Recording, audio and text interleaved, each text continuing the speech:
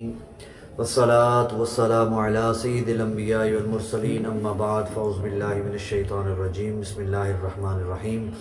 آج کا ہمارا یہ پروگرام استاذ العلماء حضرت علامہ مولانا مفتی سلیمان محمدی سیفی زیدہ مجدہ شیخ الحدیث جامعہ محمدیہ سیفیہ راویریان شریف، ان کے والدہ محترمہ بالخصوص ان کے اصالِ ثواب کے لیے ہے، تو کچھ گزارشات اسی حوالے سے عرض کروں گا۔ اللہ تعالیٰ قرآن پاک میں ارشاد فرماتا ہے، بڑے لوگ ہمیشہ جب فیصلہ کرتے ہیں تو اس کا یہی مطلب ہوتا ہے کہ جو سب سے بہترین بات تھی، جو سب سے بہتر حکم تھا، اسی کے مطابق ہی فیصلہ ہوا۔ قرآن پاک میں ہمارے رب نے بھی ایک فیصلہ کیا ہے، اور وہ فیصلہ کیا ہے وَقَضَىٰ رَبُّكَ، اور تمہارے رب نے ایک فیصلہ کیا ہے۔ کیا فیصلہ کیا ہے؟ ہمارے لیے فیصلہ کیا ہے۔ کیا فیصلہ کیا ہے؟ اللہ تعبدوا الا ایاہ وبالوالدین احسانا، کہ اللہ کے سوا کسی کی عبادت نہیں کرنی اور اپنے والدین کے ساتھ احسان کرنا۔ یہ رب نے فیصلہ کیا۔ کتنی بڑی بات ہے کہ اللہ تعالیٰ نے توحید کی بیان کی۔ ایک فیصلہ یہ ہے کہ توحید کو مضبوطی سے تھام لو، شرک سے اپنے آپ کو بچا کے رکھو، اور دوسرا اپنے والدین کے ساتھ احسان کرو۔ احسان درجہ اگلا ہے۔ یہ ایک ہوتا ہے کہ والدین کو تکلیف نہ دو، تکلیف نہیں دینی، برابری بھی نہیں، بلکہ مزید احسان کرنا ہے۔ اب آپ بتاؤ کیا درجہ ہوگا؟ احسان کرنا ہے۔ حضرت ابو الحسن خرقانی رحمۃ اللہ علیہ یہ فرماتے ہیں، ہم دو بھائی تھے۔ میرا بھائی جو ہے نا، وہ رات کو ساری رات کی عبادت کرتا تھا، دن کو روزہ رکھتا تھا، اور میں والدہ کی خدمت کرتا تھا۔ سارے محنت کرنی، مزدوری کرنی، کما کے لے آنا، اور پھر والدین کی خدمت کرنی، ان کے پاس بیٹھنا، ان کو ٹائم دینا۔ سبحان اللہ۔ فرماتے ہیں ایک بار میرے بھائی کو غیب سے آواز آئی کہ ہم نے تمہارے بھائی ابو الحسن کے صدقے تمہاری بخشش و مغفرت کر دی۔ بڑا حیران ہوا میں کہ عبادت میں کرتا ہوں، روزے میں رکھتا ہوں، راتوں کو میں جاگتا ہوں، وہ مزدوری کرتا ہے، کام کرتا ہے، اس کے صدقے میری بخشش ہو رہی ہے۔ تو حضرت ابو الحسن خرقانی رحمۃ اللہ علیہ ارشاد فرماتے ہیں کہ میرے بھائی کو اس وقت جواب ملا کہ ہمیں تمہاری عبادت کی ضرورت نہیں ہے، ہمیں والدین کی خدمت مطلوب ہے، ہمیں والدین کی خدمت مطلوب ہے۔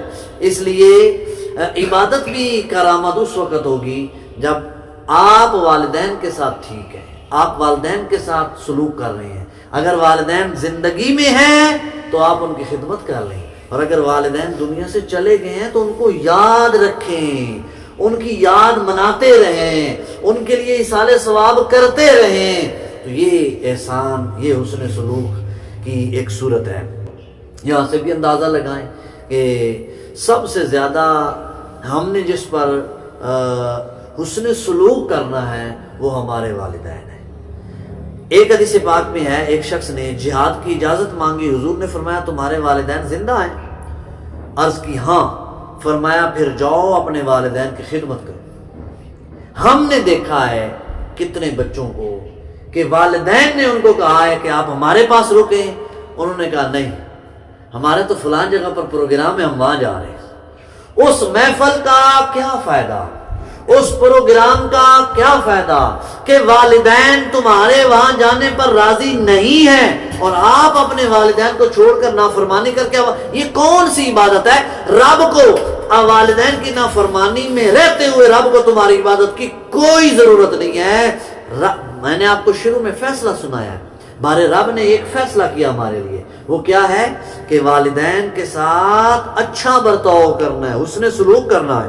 تو بھائیوں نے مشورہ کیا کہ کیوں نہ ہو کہ ہم والدین ہمارے دنیا سے جانے والے ہیں تو ہم اپنا حصہ تقسیم کروا لیں ان کے جیتے جی۔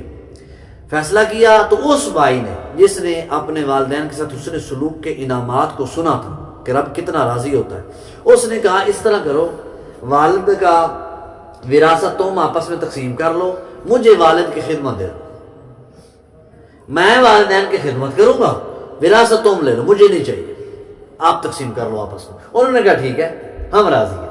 انہوں نے وراثت لے لی، یہ والدین کی خدمت کرنے لگ گیا، دن کو مزدوری کرتا، محنت کرتا، پیسہ کماتا اور والدین کو کھلاتا اور ان کے ساتھ رہتا۔ تھوڑے عرصے کے بعد والدین دنیا سے رخصت ہو گئے، اس نے خدمت کی۔ پھر کیا ہوا، ایک بار رات کو سویا ہوا تھا، خواب میں اس کو کسی نے کہا کہ فلاں چٹان کے پاس جاؤ، وہاں سے تمہیں والدین کی خدمت کا صلہ ملے گا۔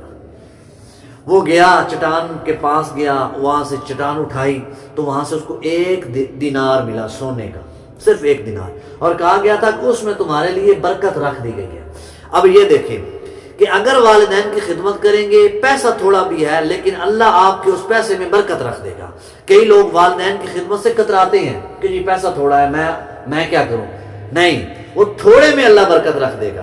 وہ دینار لے آیا، راستے میں مچھلی فروش تھا تو خیال آیا بڑا عرصہ ہو گیا ہے، تو والدین کو چلیں اپنے بچوں کو کچھ نہیں کھلایا صحیح طرح، تو اب میں اپنے بچوں کے لیے یہاں سے مچھلی لے لیتا ہوں۔ اس نے وہاں سے مچھلی خریدی، گھر لے گیا، اور مچھلی جب اس نے بیوی نے کاٹی تو اندر سے ایک قیمتی ہیرا نکلا۔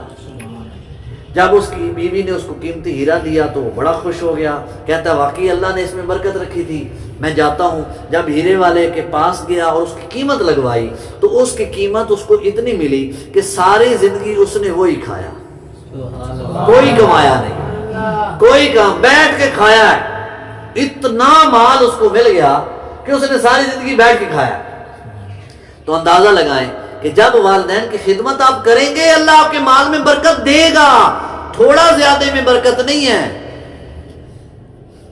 اس کے اندر اللہ تھوڑا بھی ہے، تھوڑے زیادہ سے کچھ نہیں ہوتا، برکت سے بہت کچھ ہوتا ہے۔ مال تھوڑا بھی ہو اللہ اس میں برکت رکھ دے، تو اس لیے اپنے والدین کے ساتھ اچھا سلوک کریں، انشاءاللہ اللہ آپ کے مال میں بھی برکت، اولاد میں بھی برکت، جان میں بھی برکت دے دے گا۔ یہ جو ہے، یہ میں نے کچھ نہ کچھ جو باتیں بیان کی ہیں، وہ کتاب ہے کنز الاخلاق، یہ الحمدللہ آستانہ عالیہ راوی ریان شریف سے شائع ہوئی ہے۔